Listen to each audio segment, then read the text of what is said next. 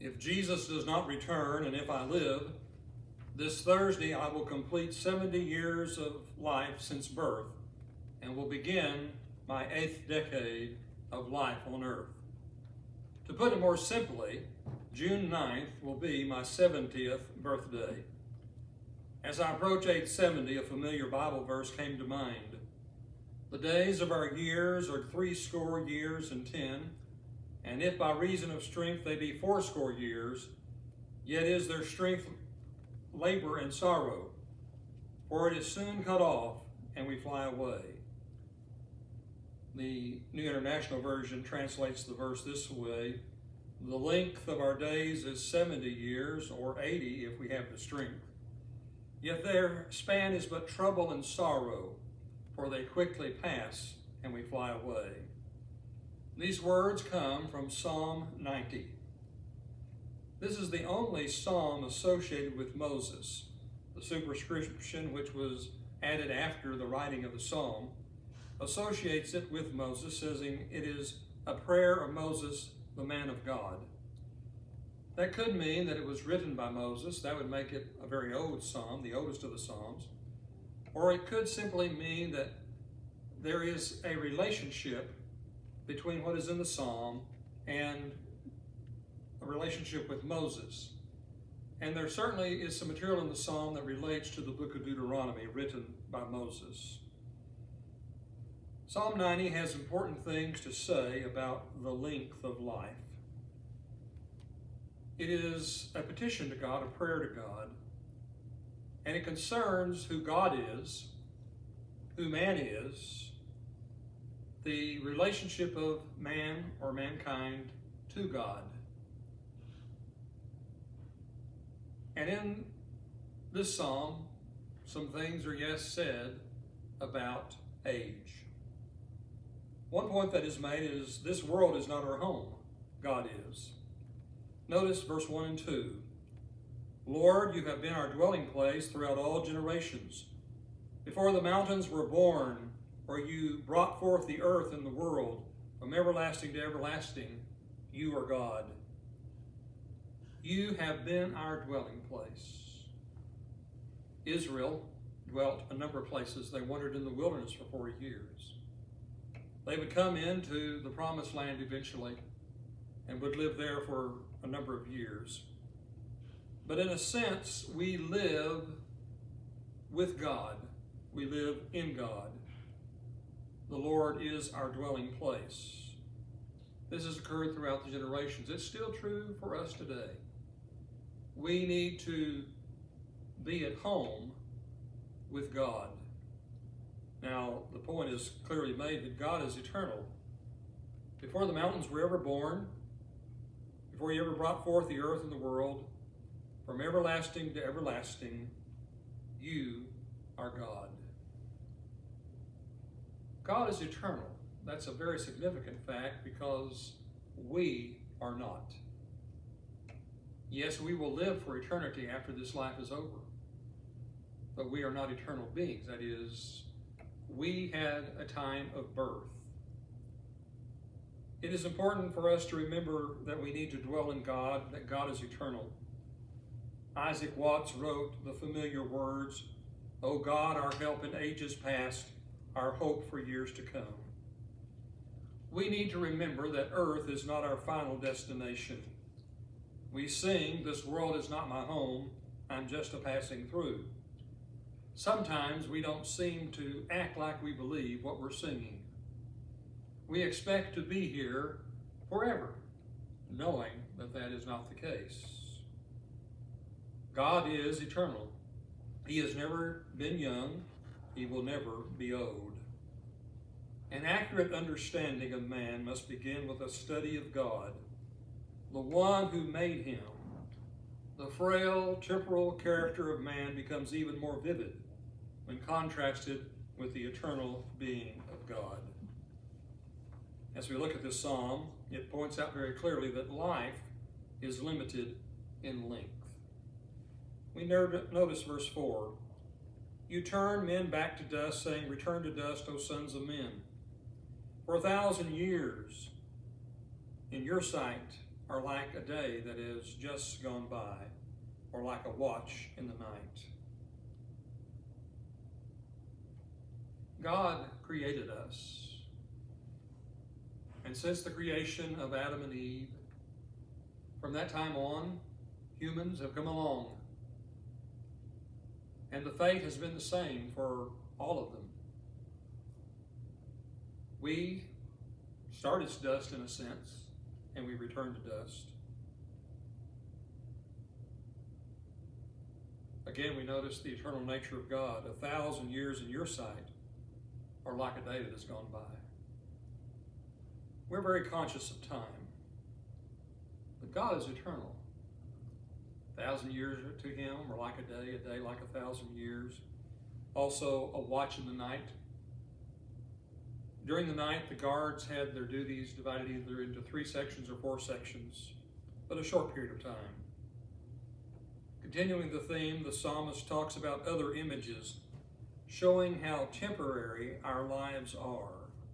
You sweep men away in the sleep of death. They are like new grass of the morning. Though in the morning it springs up new, by evening it is dry and withered. This is a picture of the arid lands of the Middle East.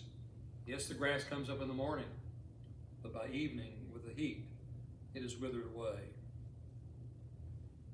Now, the psalmist reflects upon the fact that Israel has been disobedient to God, and God is angry with his people because of their disobedience. They are consumed by the anger of God, terrified by his indignation. They are very aware of their sin. And it's here, beginning with verse 9, we read words concerning the length of life. All our days pass away under your wrath. We finish our years with a moan. The length of our days is 70 years or 80 if we have the strength. Yet their span is but trouble and sorrow. For they quickly pass, and we fly away. Our years, the years of our life, they're observed by God under his wrath. That is, if people have been sinful, God is angry with them. And so we live, and often our life ends with a moan. It is not an easy ending. The passing of time, Clyde Miller says, is of little consequence as viewed from the vantage point of eternity. However, since man cannot yet fully comprehend eternity, his fleeting life can seem futile. We're here, we're living for a short time. There is a limit to how long we're going to live. It kind of can end on a very negative note, a despondent note. That is, without God. Death is only a heartbeat away. Only today is ours. And one of the limitations of life is its length. 70 or maybe 80 years. There were times in days past, long ago, that people lived for hundreds of years. But the norm, for many centuries now, has been 70, 80, sometimes 90. A few folks make it to 100. I've known 2 or 3 of them personally. Sin contributes to the brevity of life. Why do we die? Because of sin. Adam and Eve sinned. They were told if they ate the fruit of the tree that they would die. And there was a spiritual death in a sense. There was a separation from God, but also physical death came into the world. Because of their sin, they no longer needed to live forever on this earth. And so they were cast out of the garden. The angel was put there to keep them from eating of the tree of life and eating forever. The tree of life has a place in the New Jerusalem. There will be eternal life in the future, but now, and the psalmist very much reflects on this, he's not so much speaking of us living in eternity. He's saying God is eternal, we're not. Life is limited. We also see in this psalm that the longer we live, the harder life becomes. Again from verse 10. Their span is but trouble and sorrow. A birthday celebration was held for a woman who was 103. Someone congratulated her with the comment, "I hope to live as long as you have." She quickly retorted, "I wouldn't wish living to be 103 on anybody." As you suppose that the last few years especially have not been all that great.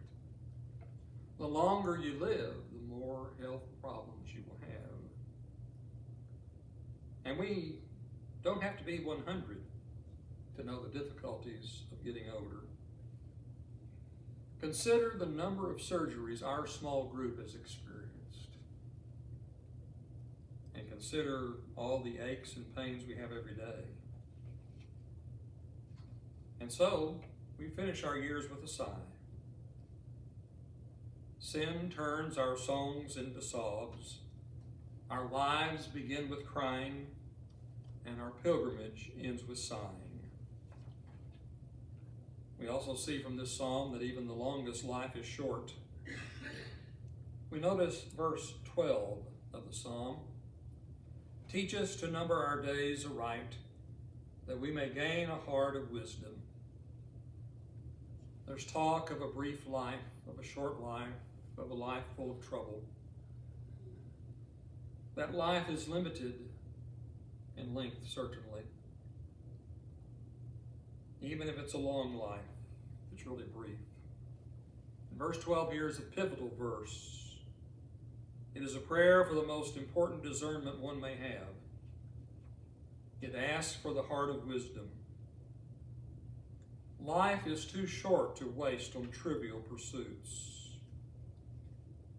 As we live life, we need to value each day. We only have a few of those days in reality. Each day has its own opportunity. Life and the days we have been pictured in this way. Suppose each day you began, and at the bank for that day, you would have a certain number of dollars.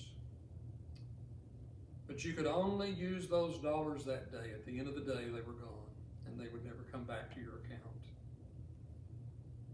So it is with the minutes and the hours in each day.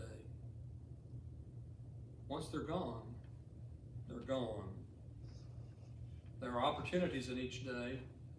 At the close of that day, we can't get those back.